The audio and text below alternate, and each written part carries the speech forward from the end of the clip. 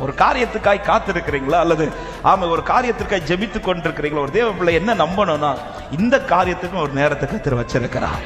என் ஜெபம் வீண் போகாது, என் அழுகை வீண் போகாது. ஆனா இந்த காரியத்தை பார்ப்பதற்கு ஒரு டைம் கர்த்தர் வச்சிருக்கிறார்.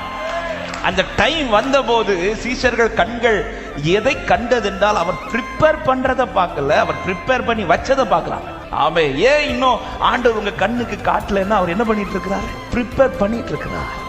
எப்ப காட்டுவார்? ப்ரிப்பேர் பண்ணி முடிச்சதான். அவர் ஒரு டைம் வச்சிருக்கிறார். அதுவரை, அதாவது எடுத்து தரும்போது இந்த அரவை காட்டுல எல்லாம் எடுத்து தர மாட்டார். மீனை ஃப்ரெஷ்ஷா நல்லா வெந்து நல்லா சாப்பிடக்கூடிய இடத்துல இல்ல.